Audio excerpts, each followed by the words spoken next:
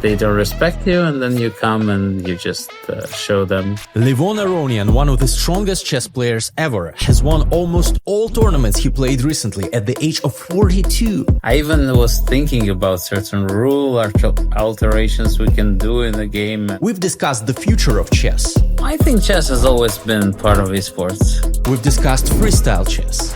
At some point, I wanted to analyze all 960 positions. And lots of other exciting questions. That definitely has been my dream, maybe since 2002. Maybe 70% of the top players understand that the time has come. Why do you think Gukesh is struggling?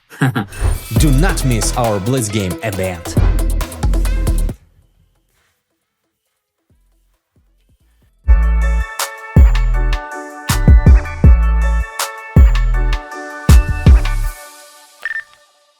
Levon, thank you so much for joining me today. It's an honor. It's the second time that we are recording a podcast together, and I'm sure that this one will be even more exciting than the previous one because we have a lot of discuss. Hi, and welcome to the show again. Hi. Pleasure to be here. So, Levon, first of all, everyone, I think, in the chess world who is following the recent events is impressed by how great you have performed over the recent months.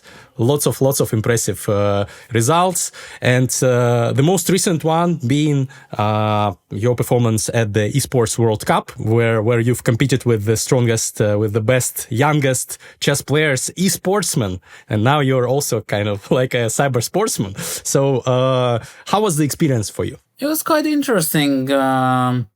I have no illusions about my command of the mouse, so I wasn't really expecting to have a great tournament. I'm over the board chess player, I belong from a different I'm from a different generation. But it was fun. I enjoyed it.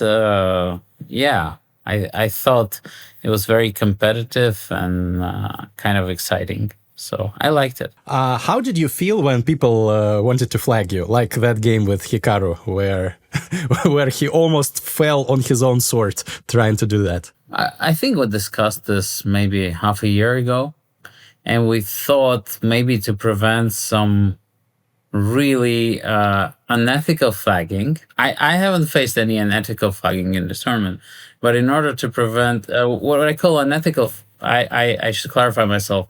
Yeah. It's when, let's say, one side has 30 seconds and the other side has 25 seconds, and they just go back and forth with only one purpose. Because position is drawn. That is, I think, is a bit boring to watch as a chess fan. When it's down to seconds, let's say 5 seconds each, that's already a different story. There's nothing unethical about it. It's part of the sport. But so we discussed with the chess players, I think half a year ago, that maybe inclusion of 1 second increment after move 80 for online tournaments and 60 for offline tournaments, over the board tournaments, would be ideal. So I think that's one little improvement we could do, and then I think it will be ideal. So the idea is that the games do not get too long, but still you will win king and queen versus king, even with like 1 second on the clock. Yeah, I think if it gets to move 80, because move 80 is already deep endgame. I think then, if somebody survived so much, then they should have the chance to have the logical result in the game. But it's interesting, the fact that you consider flagging to be ethical when, for example, both players have around 5 seconds on the clock and the position is, for example, a dead draw. I think your colleague, Vladimir Kramnik, would have a different opinion, for example, on that. Do you think it's universally accepted what you believe among the active players currently? So. Well, I remember Vladi once flagged Peter Leko, or rook against bishop. So generally, we all like to have the image of pure fighters and not people who are into the flagging business. But, when the things come, when you're put in these conditions, then it's totally ethical. So many people currently are talking about chess developing as an esport, cyber sport, and definitely the recent event has been exciting to watch, probably exciting to participate in as well, judging by players who said something about it. Do you think it will have a big influence long term on chess? Do you think there will be some time in future that people will consider chess to be first and foremost an esport? What's your opinion? I think chess has always been part of esports because the way we improved, I think my main breakthrough came from playing on ICC, I think in early ages of internet. I mean, this chance to play against better players from the comfort of your house without traveling anywhere, it really made the players from remote places much stronger. And it still continues to be the case. So for me, it was only illogical that chess is actually not benefiting from the internet kind of possibilities. So now I think things are coming back to normal because we have the privilege of being a sport that can be enjoyed both online and offline. So, and we should take advantage of that. Mm-hmm. But do you think the online element will be bigger than the offline? Well, do you think for example, the title of the Esports World Cup winner in chess will be more important someday than the classical World Chess Championship, or it will never happen? I don't think it will happen. I think a lot depends, I think, on the time format. And also, I think over the board, you rarely have some mouse slips. You do have momentary brain dysfunction, but it's part of the game. While mouse slip is kind of, it ruins the experience, I think, for the fans a bit. Yeah, definitely. Like that game between Duda and who was the second player, and Nadirbek, right? Abdusatarov, I think, yeah. Tragic mouse slip. Guys, I'm about to share a quick, non-obvious chess insight, a rule that will unlock those "how did they see that" combinations again and again. If you reach a position where you really want to make a move, but your opponent seems to have shut it all down, guarding the key square with everything, ask yourself, what if I do it anyway? Very often it works with devastating consequences for your opponent. This is often called the Shankland rule. I learned it from Sam Shankland's chess calculation workbook, which you can study on chess.com courses, and Chessable. They are both part of the same ecosystem now, with Chessable courses available on chess.com. There are a ton of top-tier courses. In 2025, you have to be allergic to improvement to ignore affordable, structured chess training by Magnus, Fabiano, Nepo, Anish, and many more. It's a rare moment in chess history, elite prep that you can grind at home. I do exactly that and use chess.com courses and Chessable to prepare for my tournaments. I'm currently learning new openings both for white and black, using several courses as my backbone. You can preview any course for free with Course Preview. Diamond members get 20% off any course and exclusive access to more than 300 free courses as part of their membership. I'll include my referral link to chess.com in the description, along with the link to the course that I mentioned. If you are serious about getting better in chess, start there. It paid off for me. Okay, we've spoken about the esport element. Now let's speak about another trend in modern chess: the rise of freestyle chess, chess 960, Fischer Random. Congrats again on your recent win. Great performance.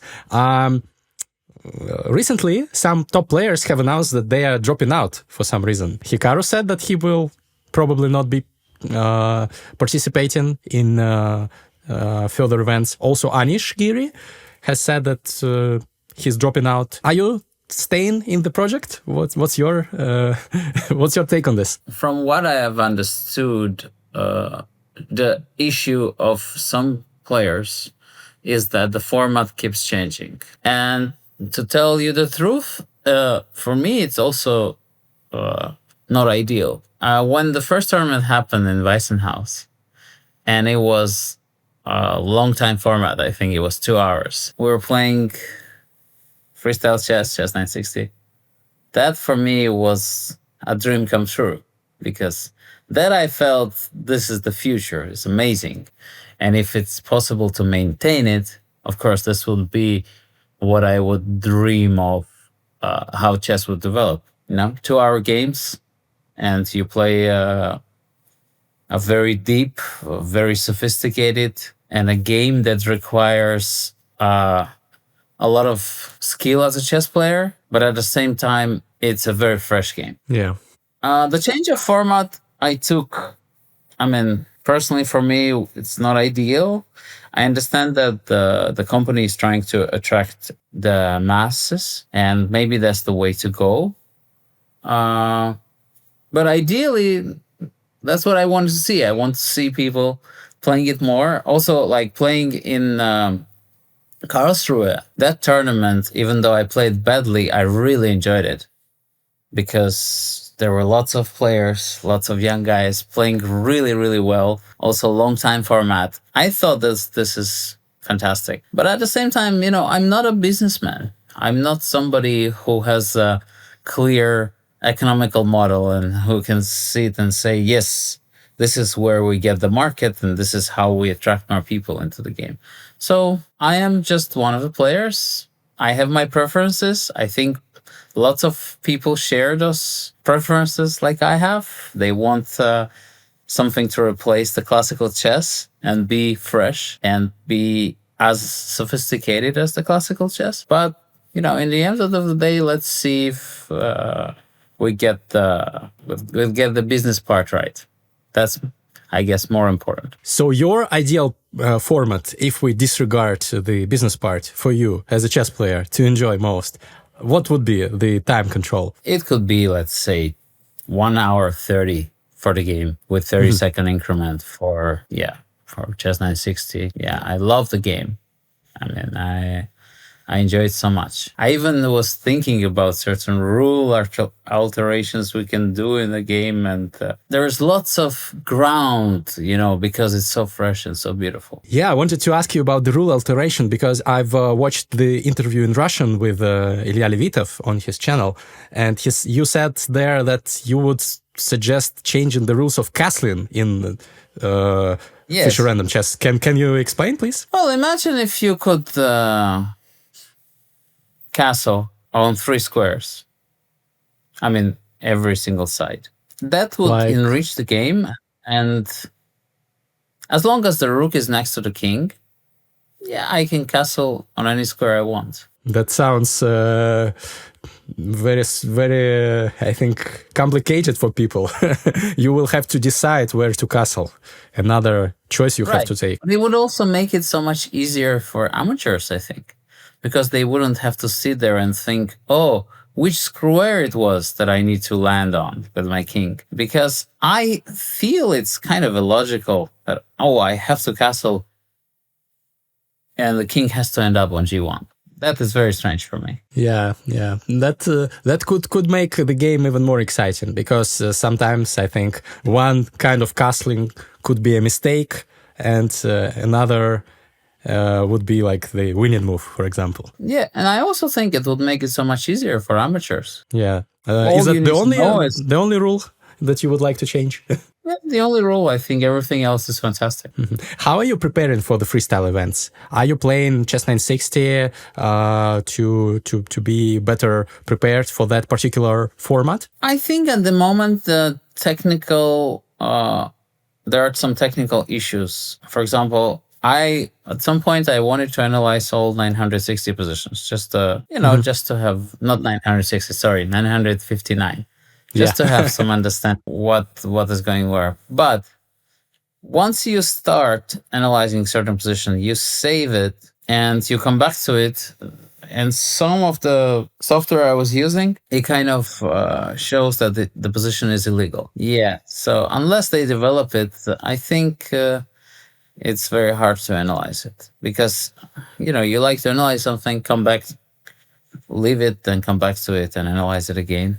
But definitely, you cannot really have like a clear guideline what you have to do in certain positions, because there are always small nuances that change the whole approach to the position. How many out of 959 positions have you analyzed, and how thoroughly?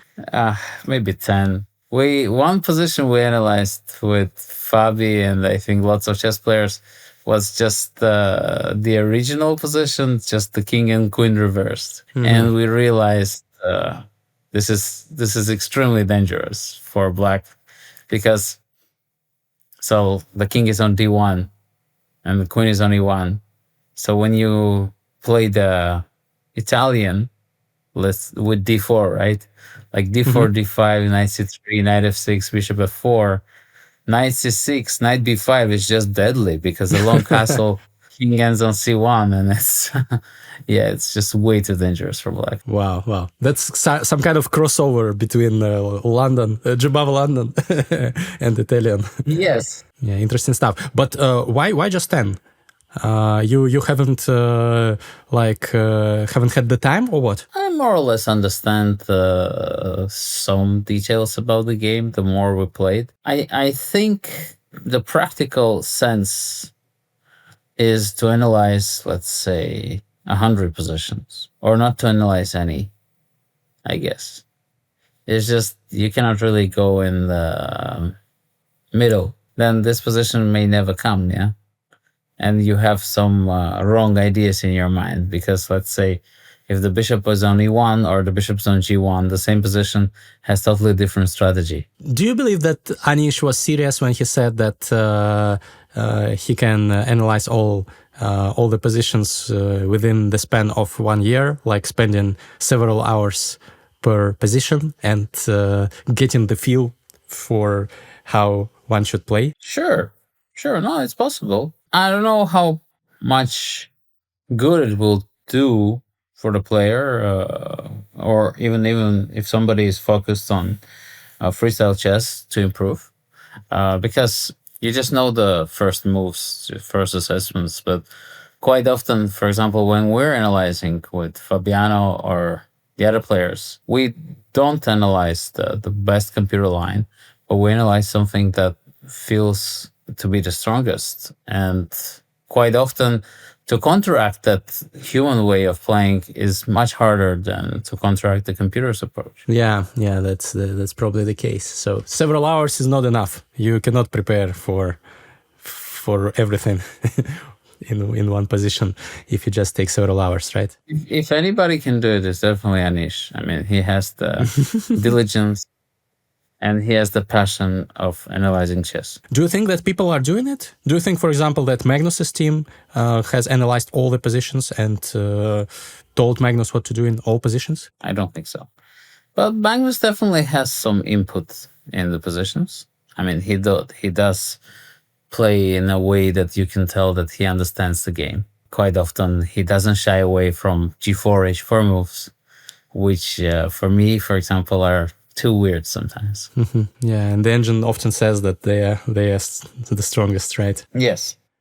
What do you think have you learned about chess while playing or studying freestyle chess? Have you learned about something about chess in general because of doing this in such an unorthodox way? I'm not sure it really taught me things about chess, but it taught me about freestyle chess. I think freestyle chess kind of teaches you that there are no such thing as norms. Quite often, developing the queen early on is the best idea. You shouldn't really care about your pawn structure so much.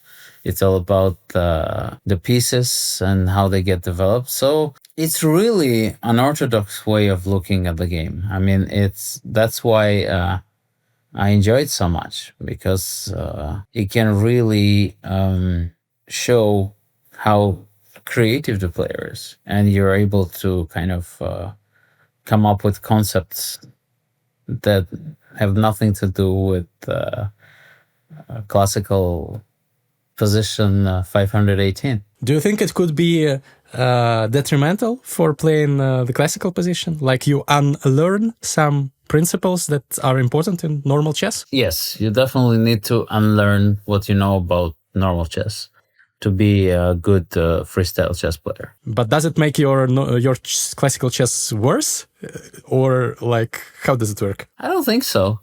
It's just that you have to kind of differentiate in your mind, kind of understand that, okay, I have to let go of my regular chess methodology that I have. I believe that, let's say, Isolani that is blocked is generally not great, or playing f6 early on or weakening the king early on is a bad idea. Yeah, there are lots of concepts that are shockingly interesting. And I think also with the center, right? So the center is a different kind of beast in Fischer Random chess, right? Yeah.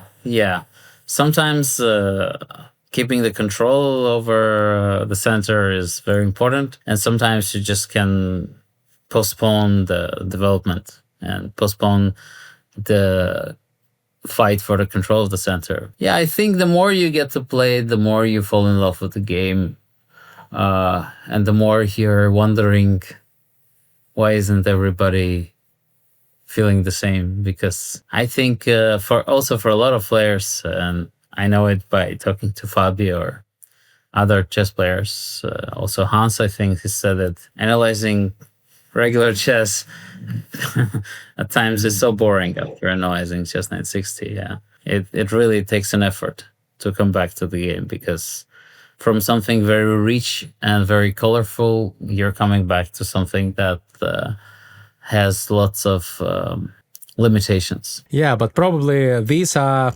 mostly problems relevant for top players, right? Amateurs don't have this problem that chess is boring and overstudied for them. Right, so, yeah. But it's more or less, let's say, it's like if you're a music listener, classic music listener, and then somebody comes to you who doesn't really listen to classical music and goes, oh my God, I love listening to classical music too, and I love listening to Ludovico Einaudi, or listening to, let's say, Hans Zimmer.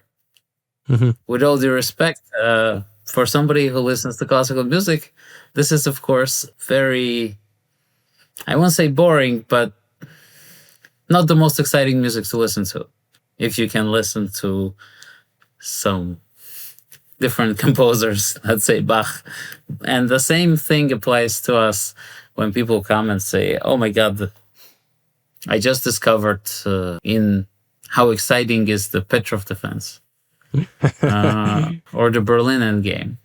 Yeah, sure, it is exciting, but to some extent, unless you start understanding it well. Yeah, I've never heard anyone say that about the Petrov defense, by the way, but but I get what you're saying.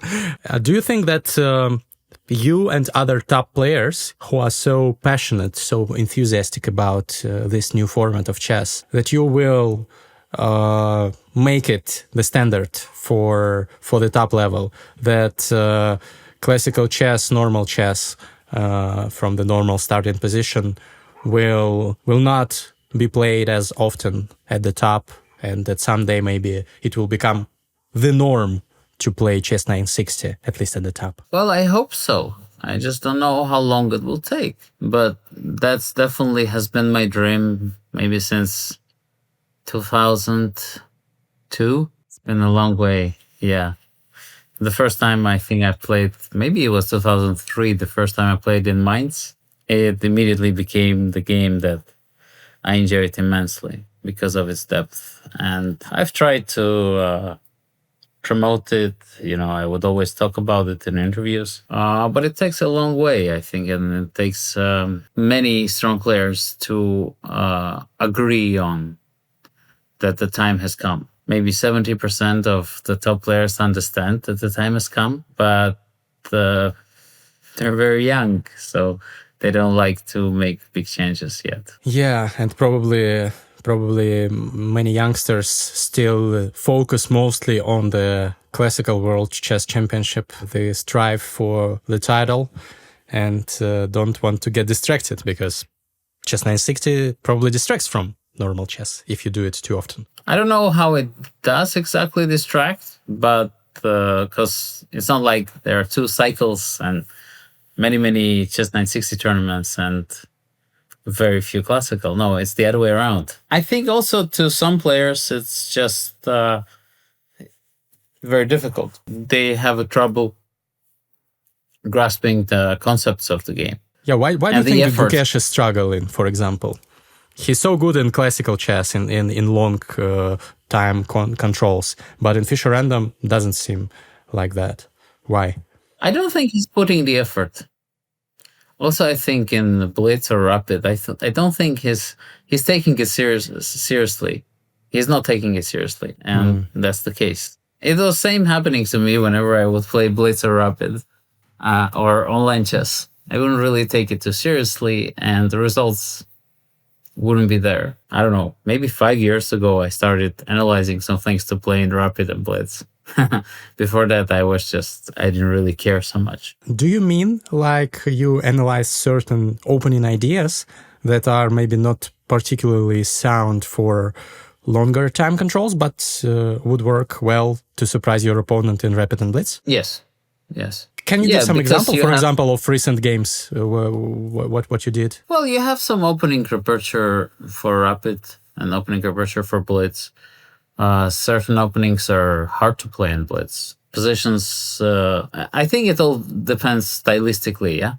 Like, I personally like strategical and positions where you have strategical risk and like there is some kind of sharp type of thing happening. You have a chance to win the game if something goes your way.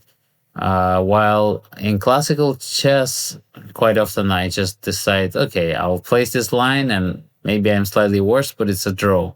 I have enough time to figure out the details. While in Blitz, you really don't want to, or Rapid, you really don't want to be on the receiving end of unequal position. You don't want to be slightly worse and struggling.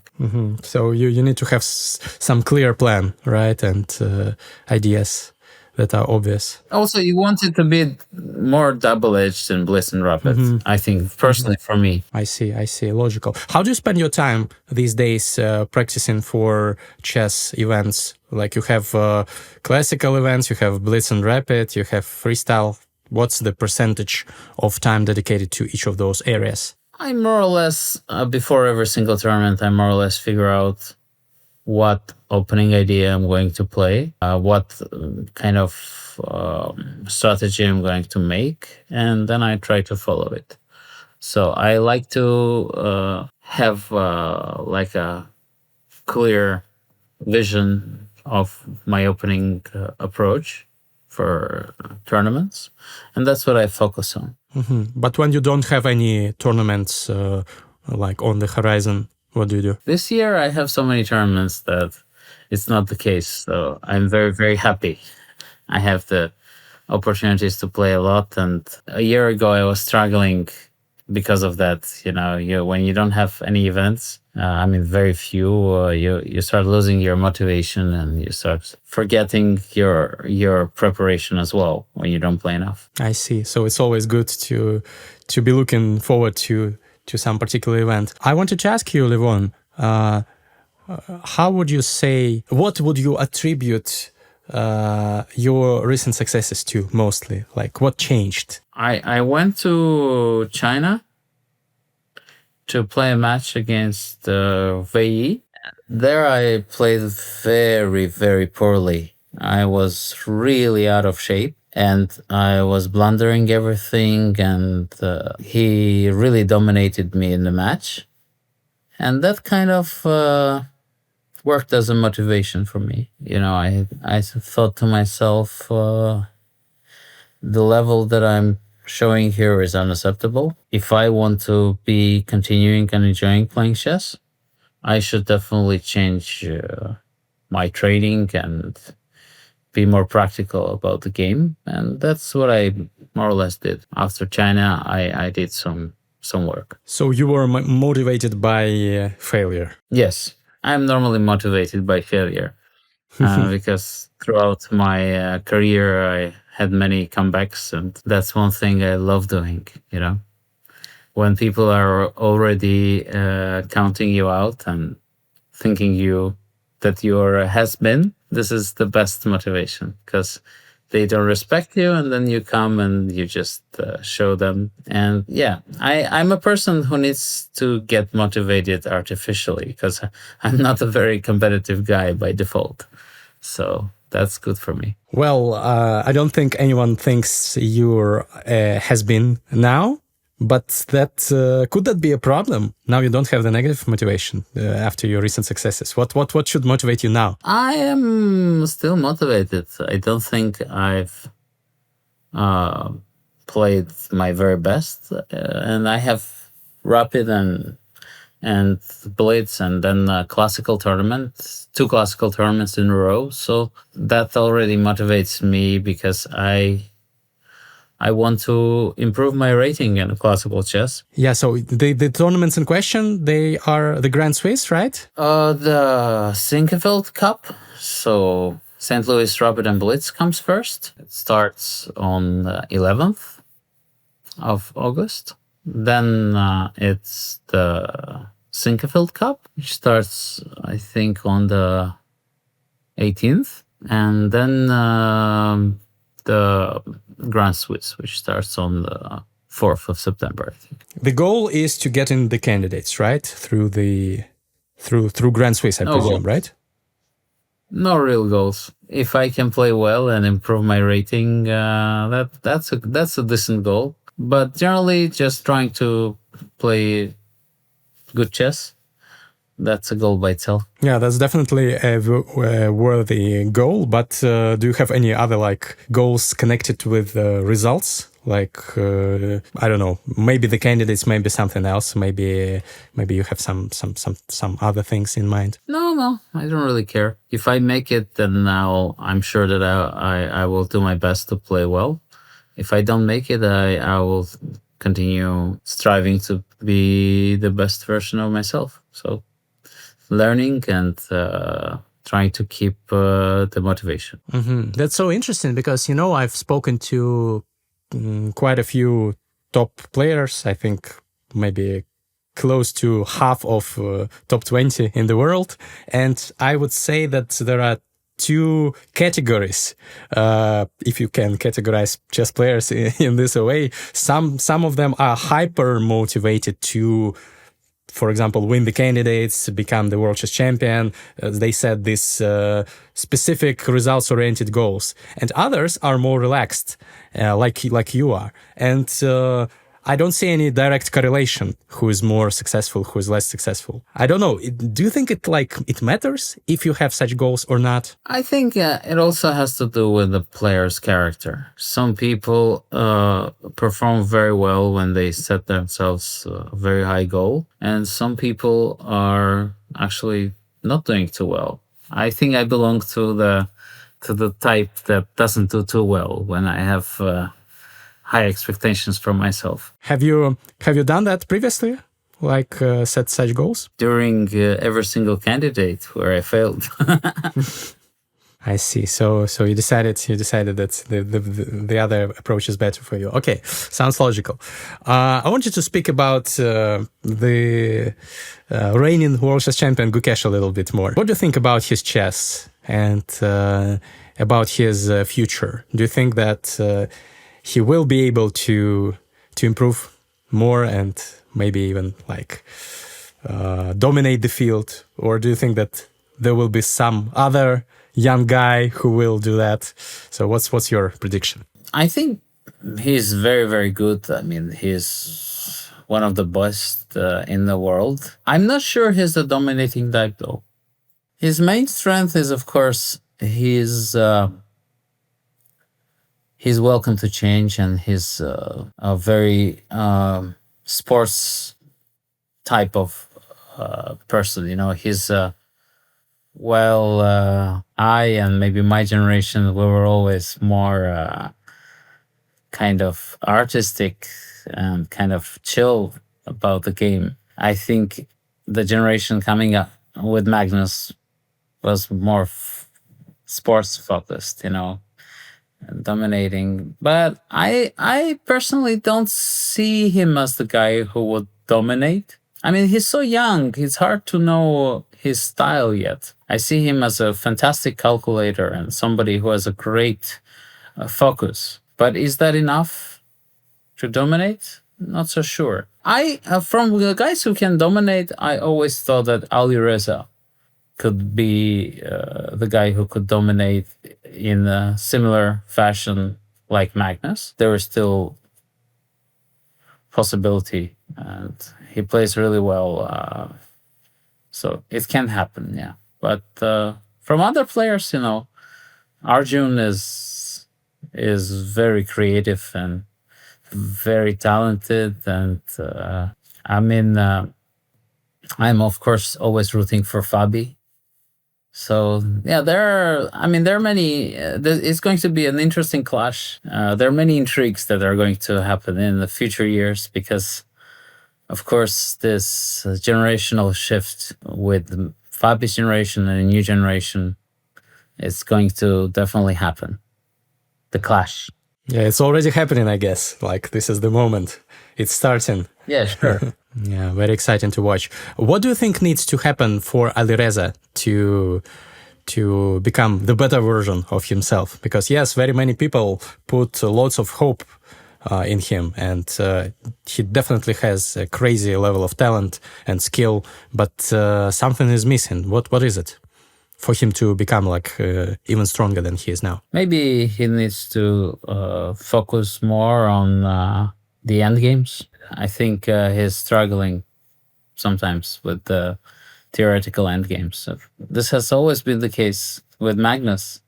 Magnus has been such a phenomenal endgame player, but theoretical endgames were always a problem that he had.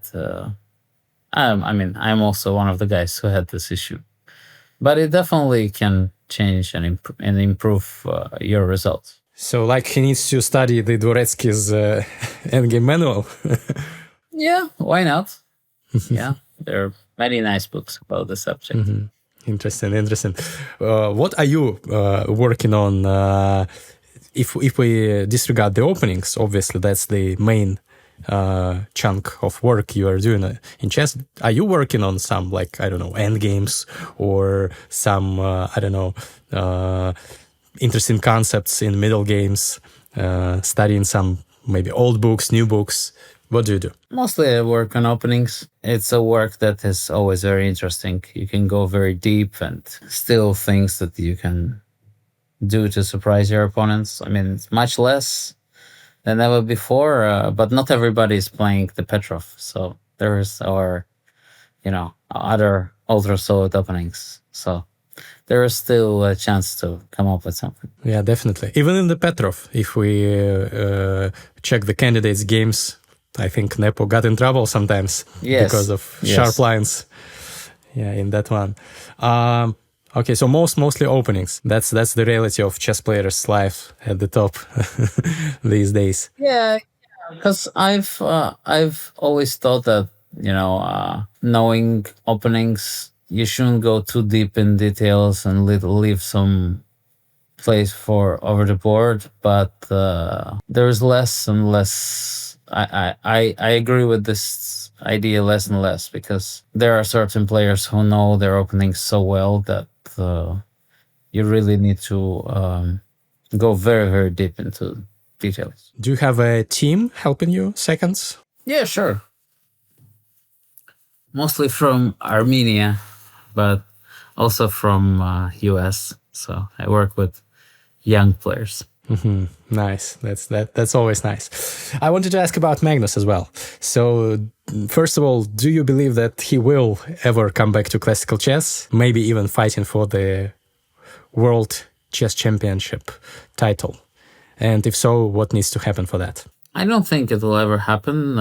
Because, yeah, I mean, I think Magnus is type of a guy that dictates what he's doing in his life. He loves independence. He was always like that. And now he likes the independence of having a chance to choose what kind of game he wants to play. And I respect that.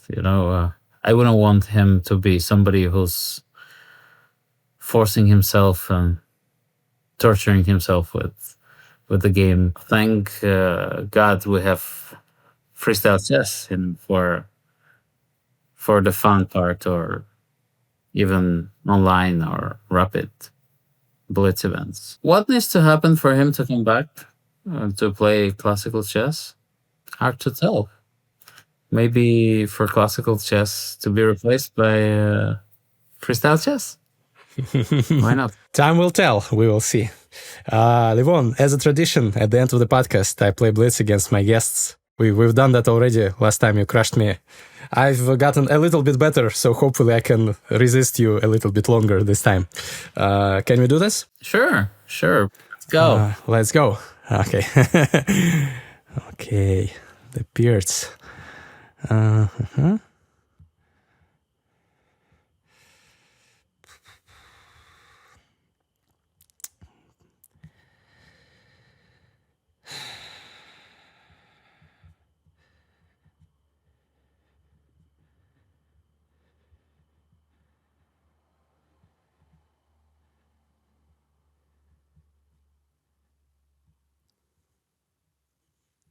Mm-hmm.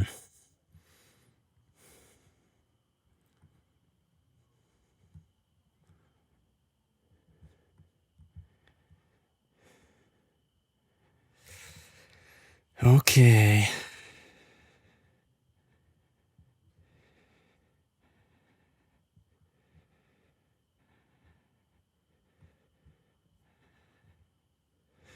Very aggressive. Okay. Dun, dun, dun.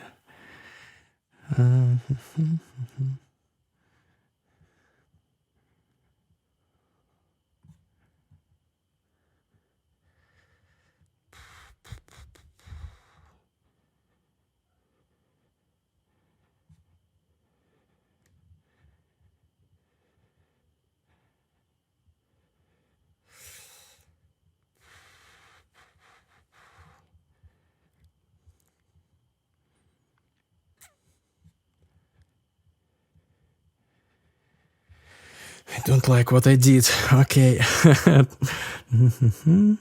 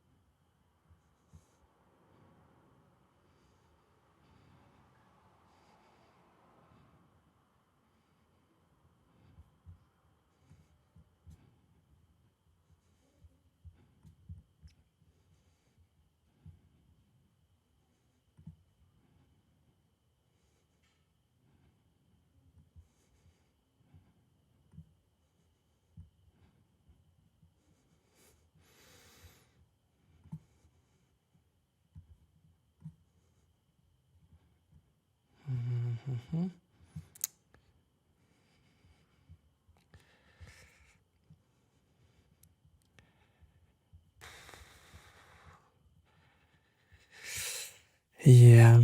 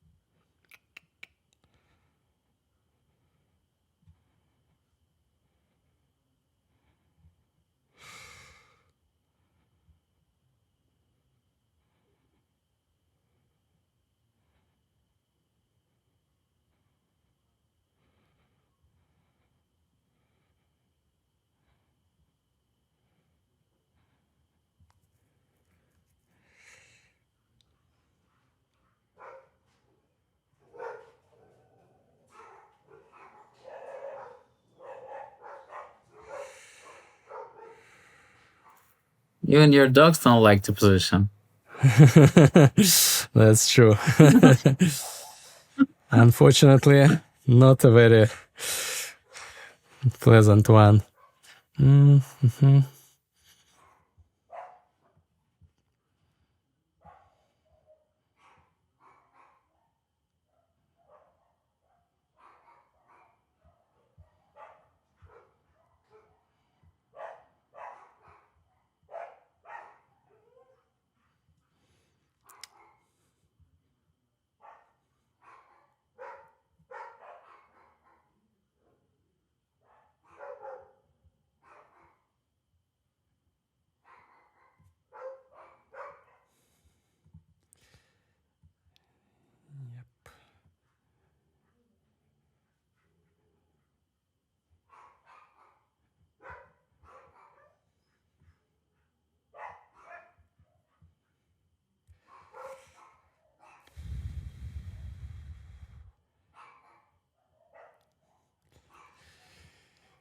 Okay.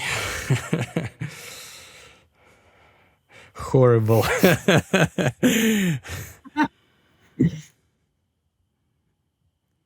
Yeah.